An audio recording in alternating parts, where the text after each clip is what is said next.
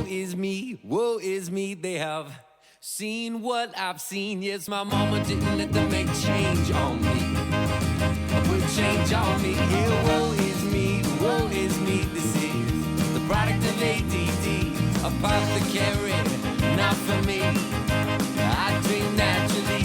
Yeah, woe is me, they have seen what I've seen. Greetings and/or salutations, and welcome back to Imbibe Cinema. I am your host, Jonathan C. Legat, and I am here along with Michael Noens and Tricia Legat. In this episode, we're going to be discussing Stephen Knight's Locke, which is currently available on Netflix, while imbibing the Locke Pick, which is essentially a bourbon sweet tea cocktail. If you want to find that recipe, it is on our website, which is imbibecinema.com. The Imbibe Cinema podcast is brought to you by the Blue Whiskey Independent Film Festival, otherwise known as BWIF. Our festival seeks independent, character-driven films of all lengths, styles, and genres. To learn more, please visit us at bwiff.com. That is BWIFF.com. So, Locke. Wow. What an incredibly intense 80 minutes, really. It's about an hour and a half from start to finish, but it's a guy in a car. I mean, like, this film was visually stunning for just taking place in a car. Beautifully edited. Everybody behind the scenes did an amazing job. And while Tom Hardy is the only person who is ever on screen, it is an amazing cast of characters, full of some big names here. So, and big names that have started to break out. 2013 is when this came out, and right. So now you've got Tom Holland, who Spider-Man is Spider-Man until and now, basically. Yeah, womp womp. But you got Andrew Scott. Moriarty from Sherlock. You've got Olivia Coleman, who is now the Queen on the Crown, right? And just won her first Oscar. It's amazing, given how they filmed this. Mm-hmm. That for doing it, I think they just said 6 nights. They did it from start to finish like it was a play, like a theatrical thing.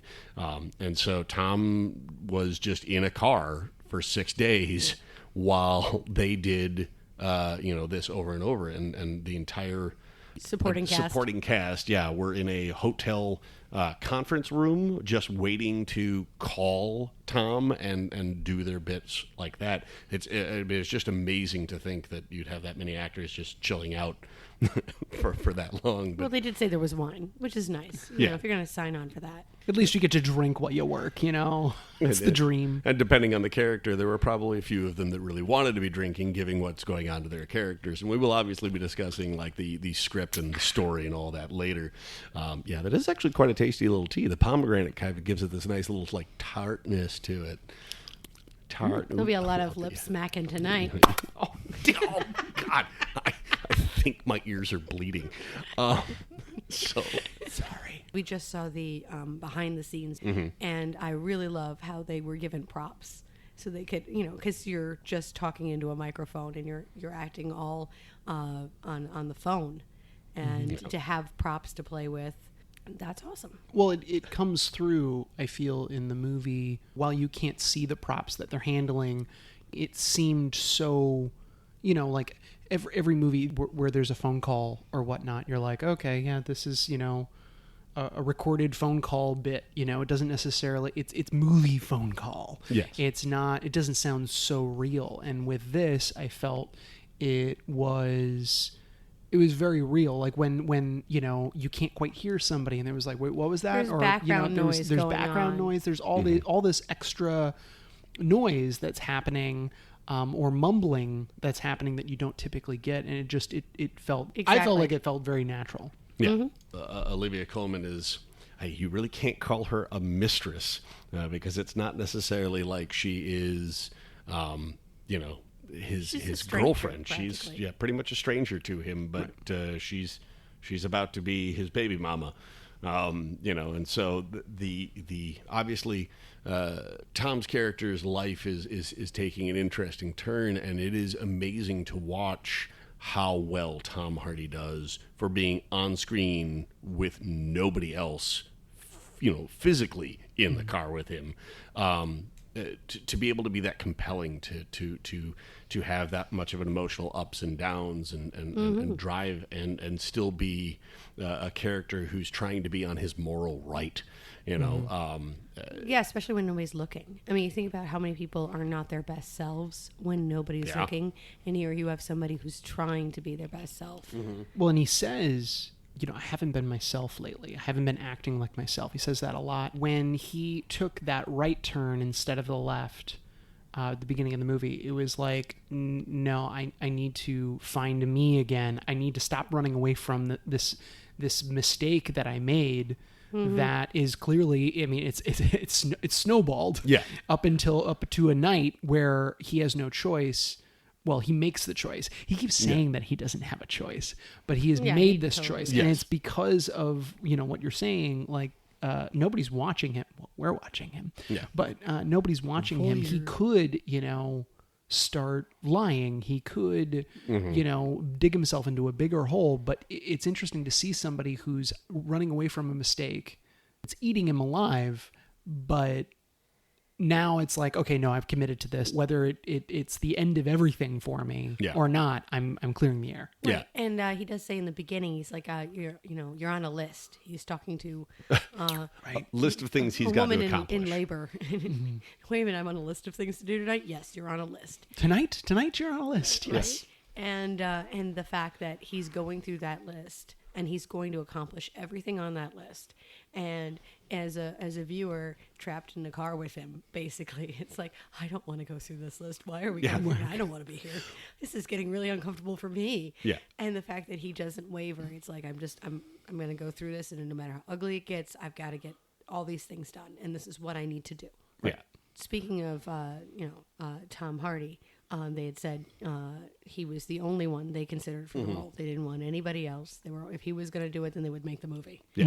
And I find that interesting that I've heard that before from writers and directors. Like, they just go with the one person and they're praying, oh my God, if we can get this one person, that'll be it.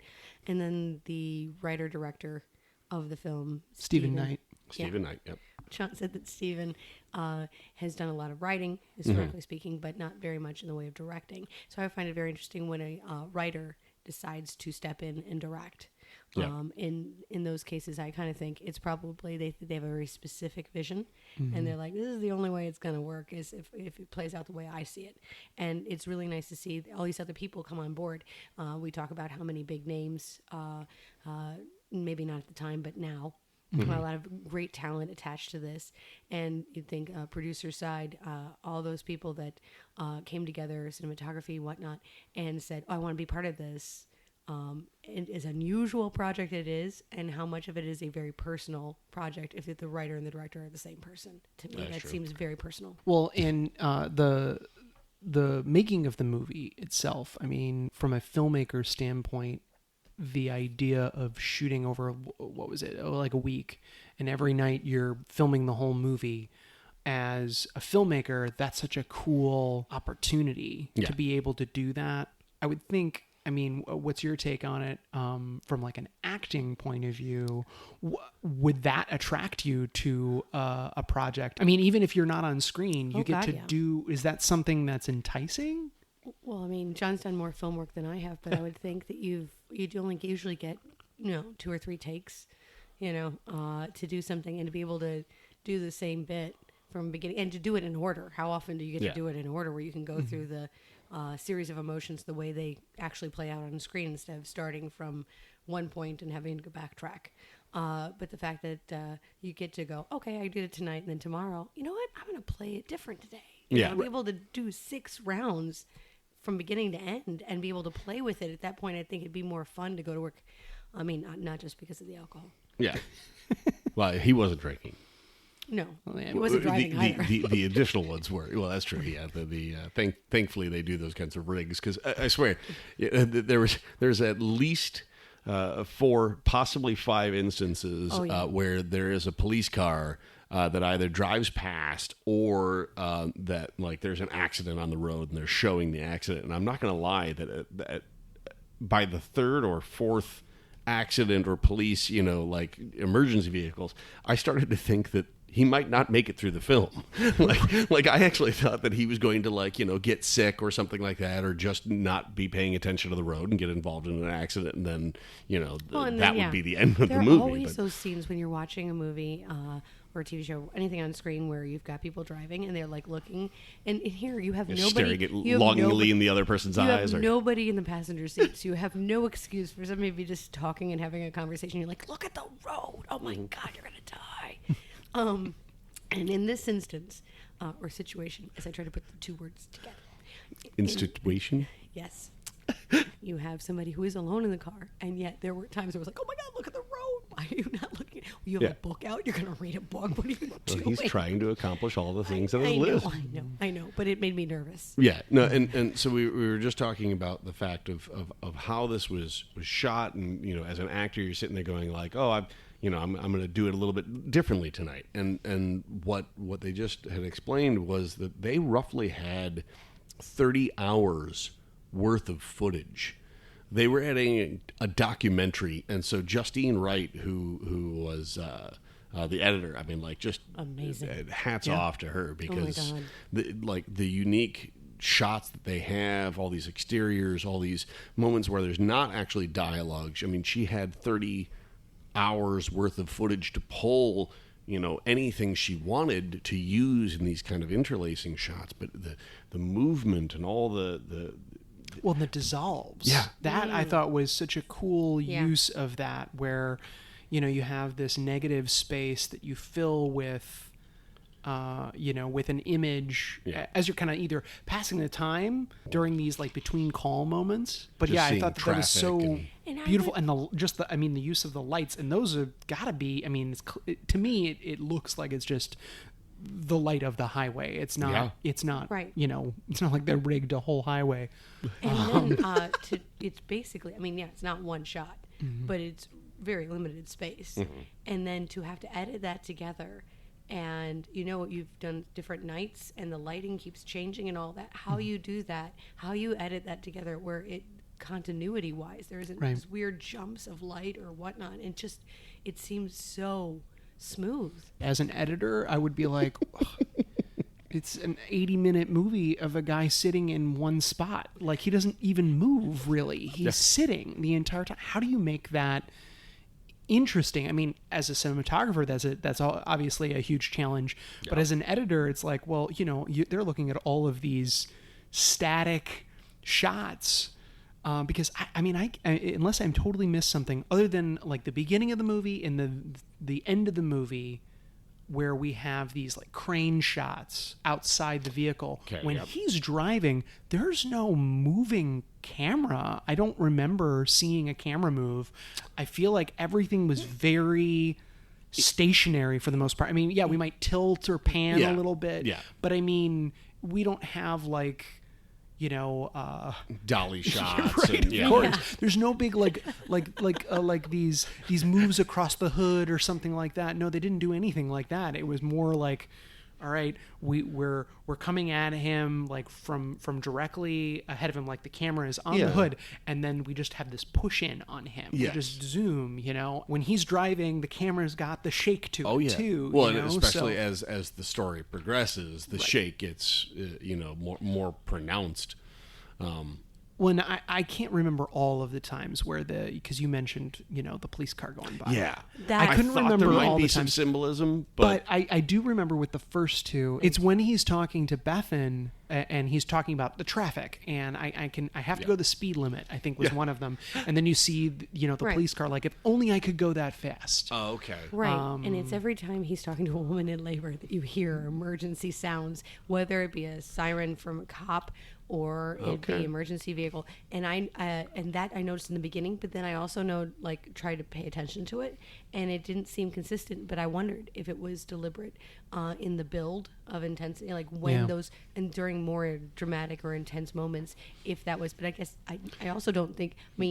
Is that post or is that? Did we manage to catch different sirens at different times? It could also have been an editing situation where the flash of lights is on the take that they liked, and so they have to then put in B-roll of police going by, so that way you and can I liked see how it. it wasn't always the same. Like there Oh, were yeah. very if you did see sirens, sometimes you saw the vehicle go past in the background, Mm-hmm. but sometimes it was just a reflection of the lights of a siren across the windshield. Right. And it was muted, almost like it was just distant.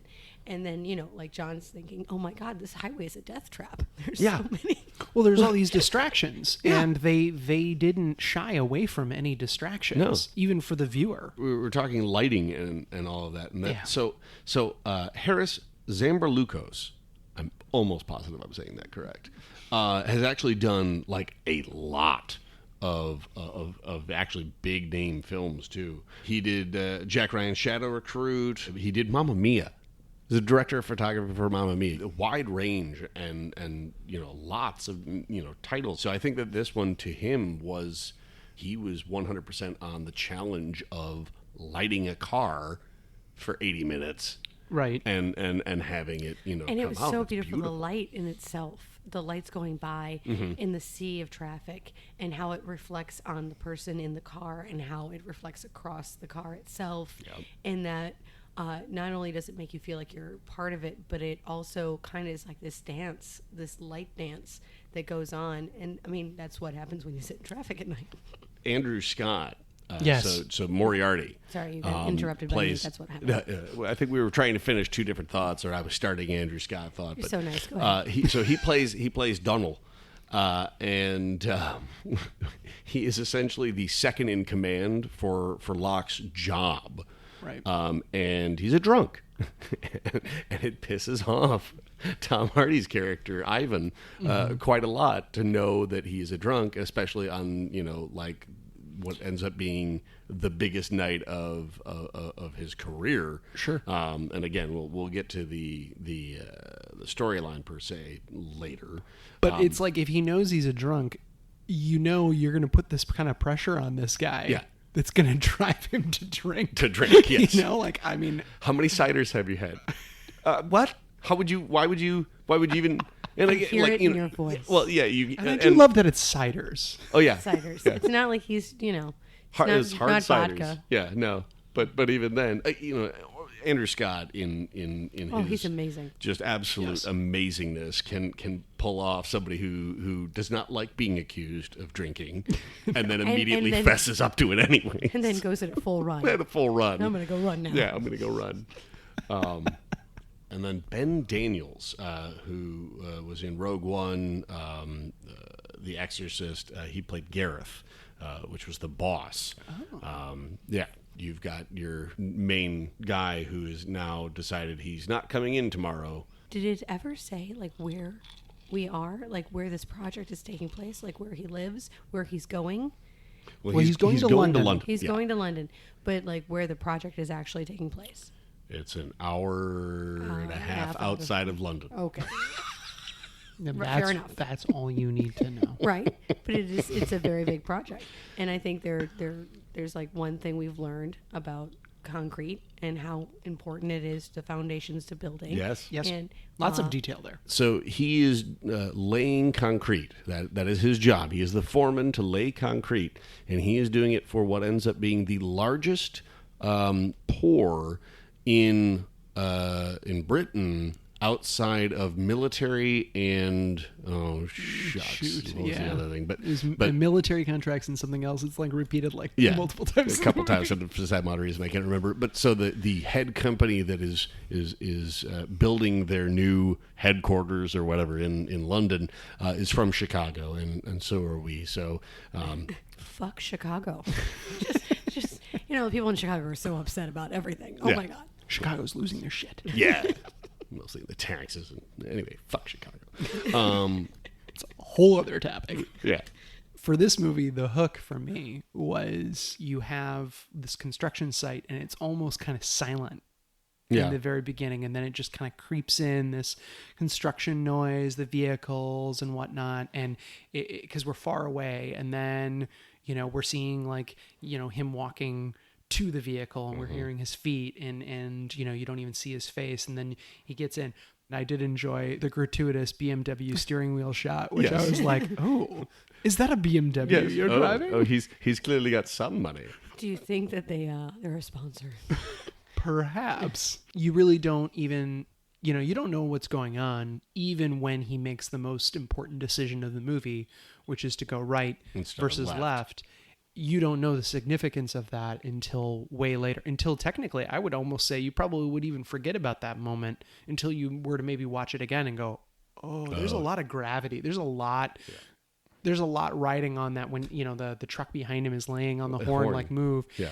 Watching Tom Hardy internalize that moment. I mean, he's the weight of the entire movie on his shoulders in that one moment. And it's pretty cool. That's probably why 20 of the 39 nomination or award wins were for Best Actor. 20 of them.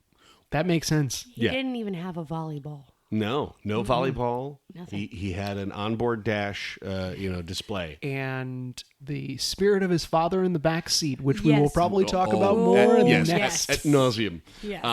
So we're going to take a few minutes here to get some more of this pomegranate bourbon sweet tea into my glass. Sweet tea. Y'all got Yes. sweet tea. So we're just going to leave you with the ghost we just brought up. And we'll get ready to imbibe more after this. Foxhole Creative is a production company and venue in Chicago's Lincoln Square neighborhood. Host your next private event, screening, meeting, or project at their versatile space. Their production team is the solution to your creative needs. Whether you need a commercial or online promo video for your business, an exhibit set up for an event or festival, or a boutique crew to shoot your next short or feature film, they've got you covered.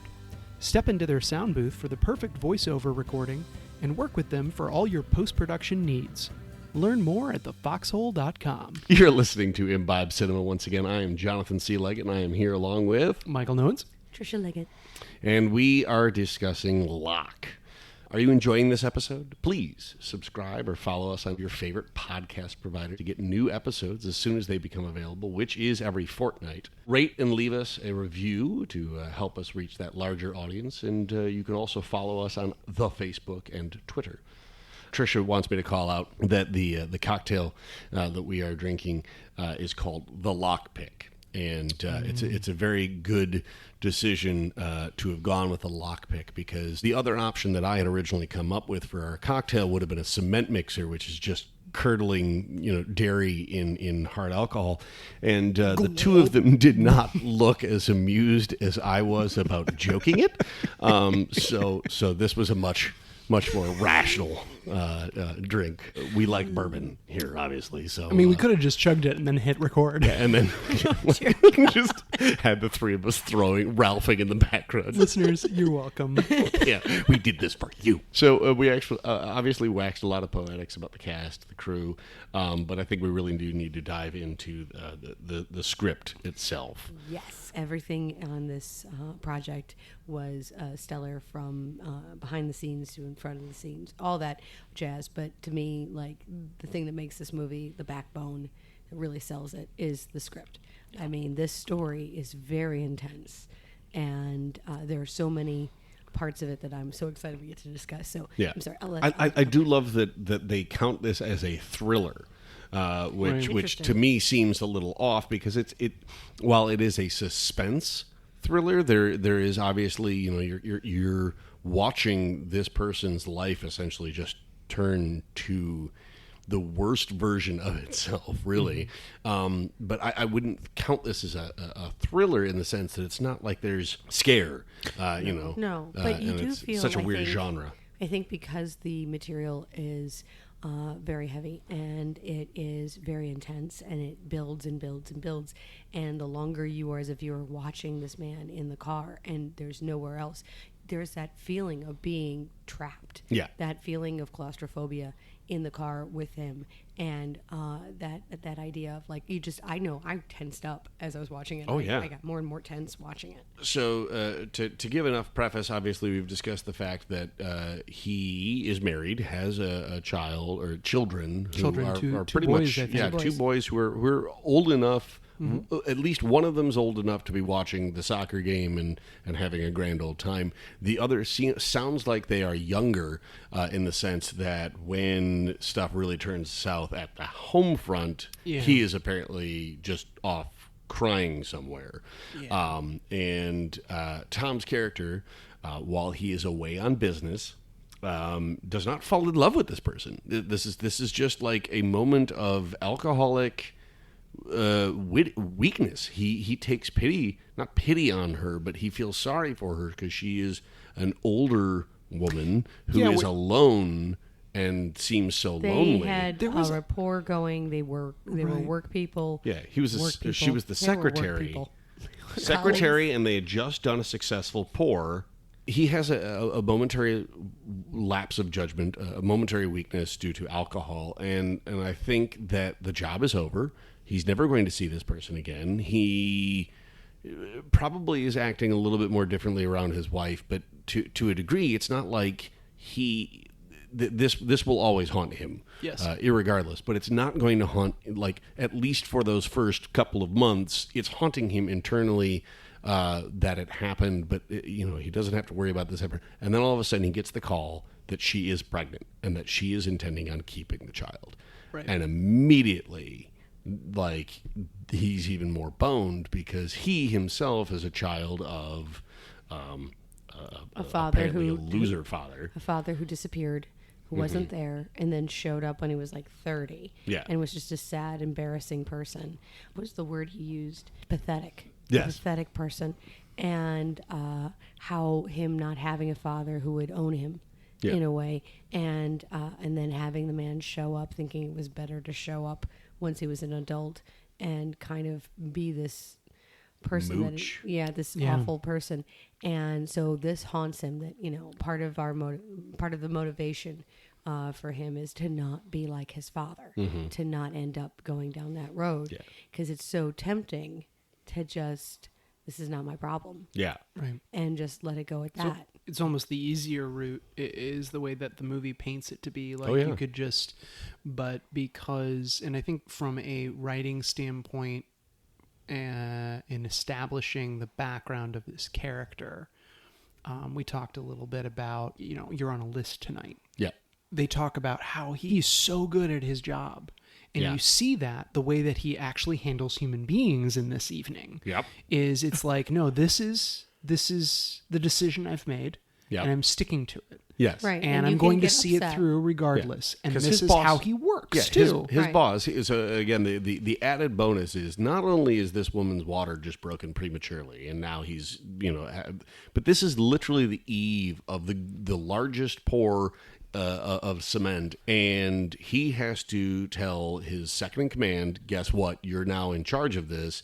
And he also has to tell his boss, I'm not going to be there tonight when, like, all this stuff has to happen. And of course, Chicago and his boss fire him, and he still goes, yes, I understand, no, that's fine, you fire me, like that makes sense. I'm not going to argue with you. I'm still going to make sure this pour happens tomorrow. And he's like, no, you're fired. And he goes, look, this isn't about me trying to get my job back. I am doing this because that cement needs to go down correctly, or else it's a favor to the building. Yeah. Well, and this man is very passionate about what he does, and you see it. One of the things that's great about having all these phone calls and different aspects of his life all being at a very intense point is you really get to see the kind of person he is at his core. You see the real person when the shit hits the fan. Yeah. You see them, how they gut instinct react, and a lot of people run away. A lot of people don't want to deal with it, or go into denial, they go into shock or whatnot. And how many people, even if your job is a very intense job, even if there are a lot of people counting on you, if you get fired, if you get let go, if something happens, they're like, you're done. How many people are like, yeah, but I'm just going to make sure the job still gets done right. To my standards. Right. No, there are so many people who are like, it's not my problem anymore. Yeah. I have enough problems. I have enough problems right now. This is not mine anymore, and I'm going to move on to other things.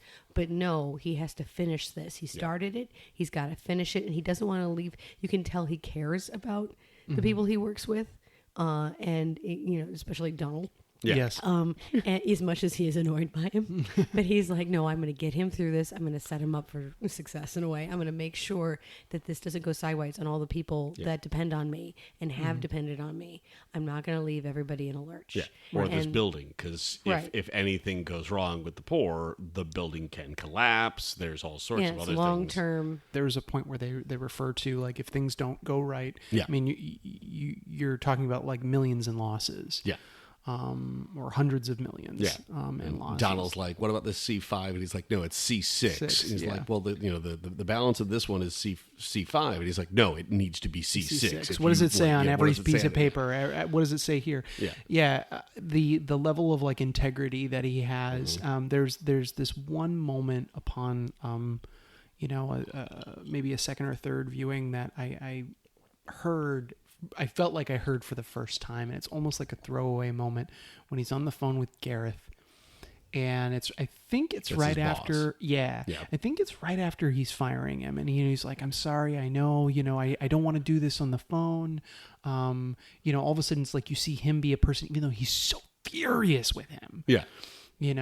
There's this moment where Gareth says, "Why couldn't you have just called said in you were sick." sick?" Yeah. And he's like, "I'm not." Yeah. He could have lied from the get-go and said, I have the flu. There's no way I can be there. And he could have saved his job. I mean, obviously wouldn't have saved his, what's going on at home. Yeah. No, that's But true. at least he would have a job at that point. But he didn't, his Wasn't about that. level of integrity is so high that it's like, no, I'm not going to lie. Right. We've talked a bit about how there's the list of on the Things dash. he has to do, yeah. Well, no. Oh, they you're saw talking the phone. screen display of Right, all the names. and all the Yeah. names, and he's got one it's bastard, right? That's There's- Gareth. That's Gareth. So That's his his boss, boss. his His boss, bastard. and his phone is bastard. Yep. And yet he's very respectful on the phone. He is. The way he other people talk about him, and it's funny because he's the only one on screen. Yep. Everybody has to go through him, but there are points where people talk about this is not like you. Yeah. Everybody knows you're the guy that we rely on. Everybody knows you're the best guy. Yeah. This is out of character. You're mad. You're crazy. This is not you. And it adds to this element of like, you're not just seeing the person in front of you in this crisis moment. You're getting this background of the kind of person he is to everybody else in his world. Yeah. And how that affects him. And one of the lines that I love is from his wife when she talks about the concrete on the floor. Oh, yeah. And how like he comes home and there's always concrete in his footprints. How she has to clean up the Chip it. footprints, chip the footprints away. The weight this man is in the house, the weight of him in her life. She remarks how it's the job always came first. Like you love your job more than us anyway. But I think it's also the weight of the integrity, the weight of the standards that this man obviously has and living up to them. And here he fell. Yeah. Right. Yeah. But that visual of the cement of his footprints, the weight of this man in her house. And it's just like, whoa, that's awesome. It's just amazingly well written from start to finish, because every piece of it is so human, and so heartbreaking to watch, because again, like his marriage is pretty much ending in front of our eyes. He is trying to calm down a hysteric woman who is having a child all alone, and the reason that he has turned right instead of left is because he does not want her to be alone at this particular moment of her life, and he also does not want this child to be alone. He wants to give it the Locke name, all at the same time that literally he is trying to do business, checking his book because he accidentally brought his book with him instead of leaving it in this drawer. And so now things are falling apart around him.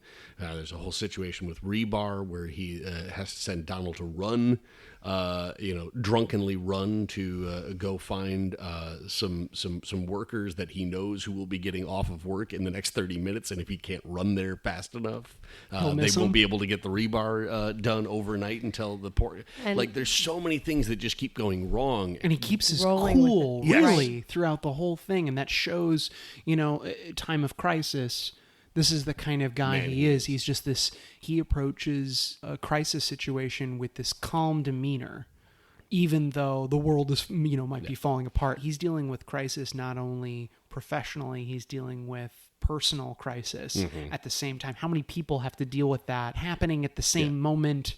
And when they time? interlock, when he needs to get the phone, Interlock? yes, No pun wink, wink. intended. He's got to get the phone number for somebody who can approve a stop and go. Is it a police judge? stop and go. It's a judge or somebody, but he has this person's number in his coat pocket at home, and he's already told his wife, "Yeah, there's a woman who's having my baby tonight." So needless to say, he doesn't get that number, but thankfully, drunken Donald comes through on that. He's one. so surprised too. Donald's like, I did something all by myself. Yeah, Locke and Donald are both surprised in So that excited. situation. It rubbed off a little bit. Yeah, I did something all on my own. Good for you. Go have another cider. That handling of Kate Gloves, that supportive, I've got your back, I can walk you through this, and he's not just, and there's several people he's walking through things on the phone, and one of the things that's very interesting to me is like when one plan goes to hell, it's not like oh crap, it's okay, Give up. okay, fine. That's fine. That's awful. All right, but we're going to go to this. This is what we're going to do now. And I've made the decision, and this is how we proceed. And that's the kind of person that, in crisis, that's good to have. But the toll it takes on them. And then, of course, you have someone who's dealing with their professional and their personal life going to hell. But now they have their demons haunting them at the same time. Yes, the which brings us ghost. to the ghost. I know a lot of people talk in the car to themselves, or they sing, or all kinds of stuff. I admit I've had conversations with people in the car that it's like I never got to have this conversation, and I really want to say what I mean. I want to say what I feel, even though I know in the moment I probably won't or didn't. That moment on the stairs of what you should have said, and you just want to just have that conversation. Let them have it. Right. And I've had that moment in the car where I'll do it in the car. I'll tell somebody how I really feel. I'll do that soliloquy for whatever reason, get it off my chest, get it out. And so I can get why, he's talking to his dad. But I think it's very interesting. They gave that his father has a specific place in the car. Yes. The back Which seat. I think is helpful for the viewer, but also kind of disturbing because I don't think I treat anybody like they're in the car with me. When at the beginning, I look at it as the back seat. The more and more I think about it, and the more and more it comes back, you really don't see it as the back seat. It's the rearview mirror. It's the reflection. So it's like this reflection of whatever's behind him is what's haunting him, and because he looks up at it with like the reflection is watching him. Yeah. And I don't know. Yeah, it's almost more that rear view mirror. As the viewer, you see the back seat. Yes. You see that specific Right. viewpoint where I see him looking at the rear view mirror, and I'm wondering why. If you were to have the camera view be of him looking in the rear view mirror, but of course, you'd have to have a camera in the back seat.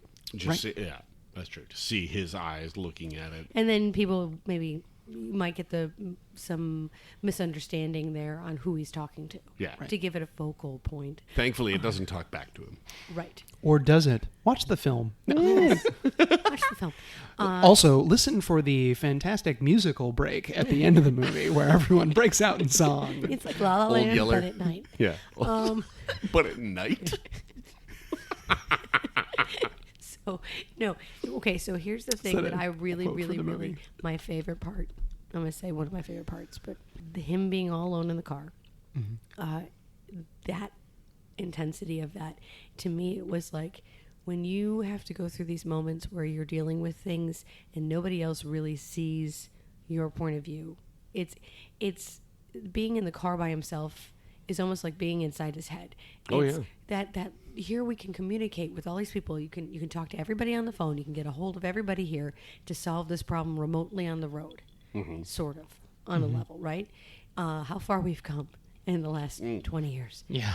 But at the same time, even though we can reach each other, we really there's so much lost in translation. There's so much you watch him trying to communicate that they're only getting this little bit, and how frustrating that is. Yeah. How he has to tell his wife on the phone what he did, and how, it's not me. This isn't something, me. And how do we get past, how do we move forward? How do we, What is the statement he says? It's I want to find a way that we can. What's the practical next step or Practical something like next that? step, yes. Yeah. And then how he tries to talk to his son over the phone and he can't. Oh, yeah. And it's just, but When, I mean, his son doesn't hear him say "I love you," and then he's like, "What was that?" And he's like, "No, never mind. I just have your mother call me." When Right? everything calms down, Yeah, we'll talk. but he about can't it. let his son. Yeah. Yeah, he's just trying. all that, and how isolated we all feel all the time when we have these moments where we just can't connect, or we feel like that connection is just a phone line. It's not a real strong connection. Right. There's so much lost, and it's heartbreaking to watch, and yet it's so relatable. It's so I get this and I feel this, and it's such a beautiful idea to put in film. And I think that's one of the things that got me, was how you feel like you're really in one person's head, and how they're trying to communicate with the rest of the world, and how so much is just a fight. He is so morally up Yeah. that even though he is literally being kicked from like every angle, he manages to make the project work. He doesn't make his marriage work, but he is doing everything he can to try. He'll find a way to, I don't want to say make amends, Yeah, because he can't make it right. Really he do knows that, he can't make it right. but he has to be there for this child that's coming into the world. Yeah. He's not going to abandon his children, and he's not going to abandon his wife either. Yeah. Even if his wife doesn't want to be his wife anymore, which is very likely. Yeah.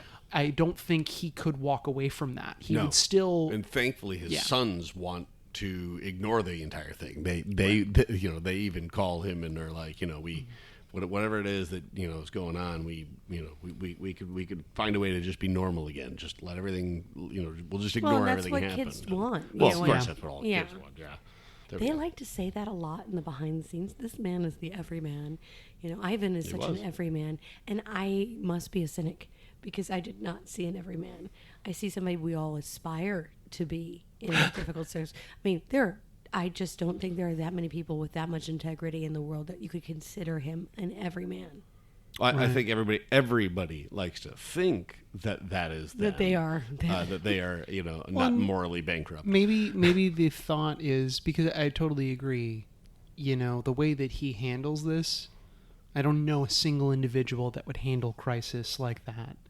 Every safe place is collapsing around you, like and so you are truly cement. on your own, like you were saying, Trish.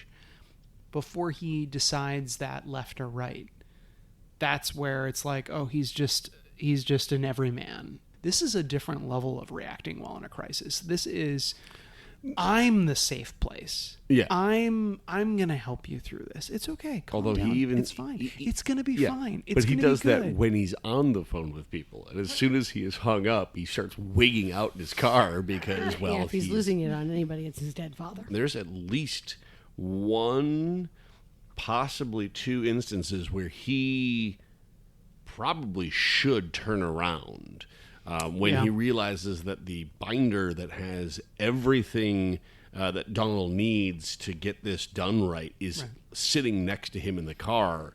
You can see the fight in himself where he's going, he can't go without this. But I'm already 40 minutes into the drive. I can't turn around. Right. There are moments, so many moments in this movie where it could so easily become overdramatic. Yeah. So easily. And they were able to harness this just very real emotion, this very real reaction, without going over the top. I think especially between Locke and Katrina. Sorry, Ivan Yeah. and Katrina. Technically, they're both Locke. So For now. for now, my heart broke for her. Oh, yeah. The entire time. Ruth Wilson, yeah. It was the second phone call, I think, that she has with him, where she has to get off the phone and she's like, I gotta go throw up again. Yeah. Yeah. And when she hangs up on him at that moment, I was like, and then putting myself in his shoes, what I thought was interesting, this is kind of taking another step back though, on that first phone call with her, when she hangs up on him, Yeah. we don't hear from her for like 10, 15 minutes. Yeah. I mean, And she's- I wouldn't be able to think about anything but Other than her and yeah. what she's going through. And for him, he has this, she hung up on me. Okay. I mean, obviously Next not going to call problem. her back, but it's like, okay, I'm going to deal with all these other problems and I have a clear head almost is the way that he approaches Yeah. it. And that's remarkable. I mean, Well, and I mean, when you can't do anything at all, Yeah. to He find knows a he place can't call her back to find a immediately. place to be productive, to just distract yourself yeah. from what you've done, the gravity of what you've done.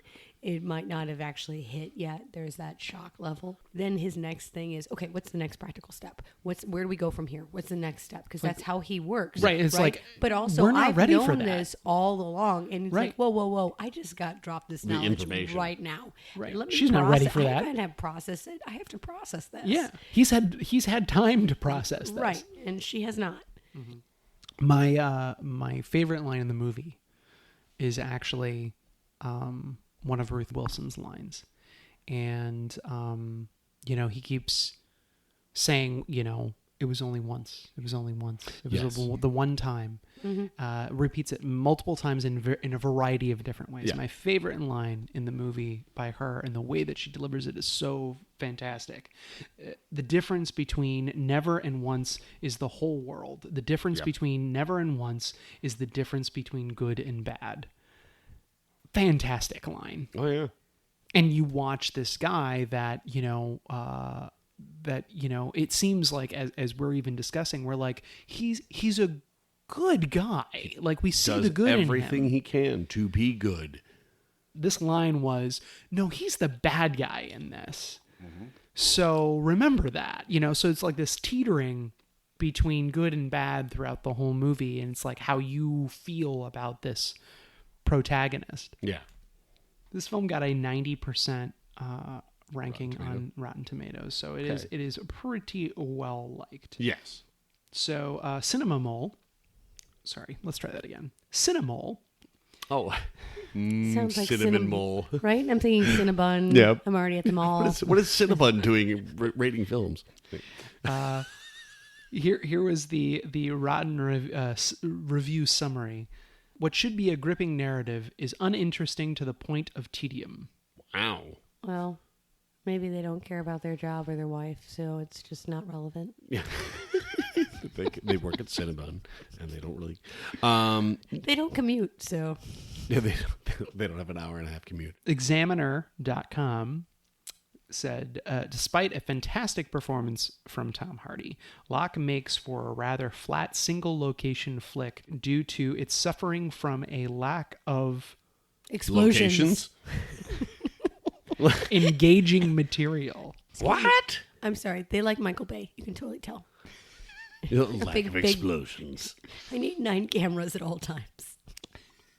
I mean, so now, granted, maybe this is the nuance of independent film, and I don't think we've necessarily waxed enough poetics on this per se, but you've got major motion pictures that producers and writers and directors, they have a certain thing they're trying to accomplish, which is why these are released into a theater where they need to get butts in the seats.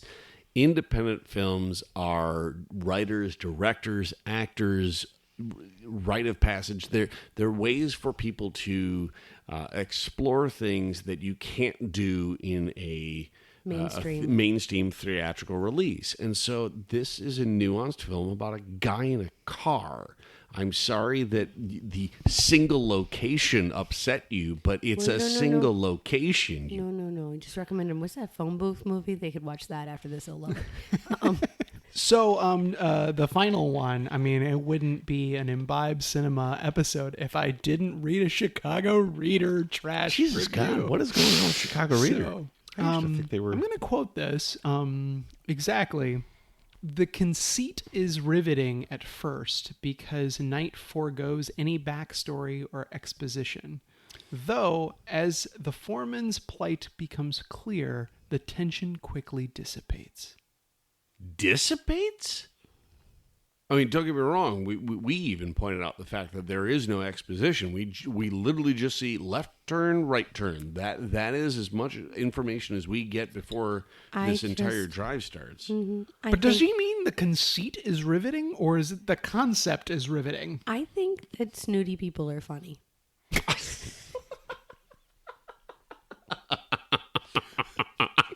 So that's the episode. There we go. Cheers. Once again, we greatly appreciate all of our listeners for choosing this podcast and hopefully also for supporting independent films and independent film festivals. Keep your ear out for our next episode when we will be discussing Olivia Wilde's Booksmart, which is starring Caitlin Dever and Beanie Feldstein. So check out our show notes or drop us a note and visit us on imbibecinema.com. Once again, I'm Jonathan C. Legat, and thanks for imbibing with us. Cheers. Cheers. My mama didn't let them make change on me. Put change on me. Here, woe is me, woe is me. This is the product of ADD. Apothecary, not for me. I dream naturally. Here, woe is me. They have seen what I've seen.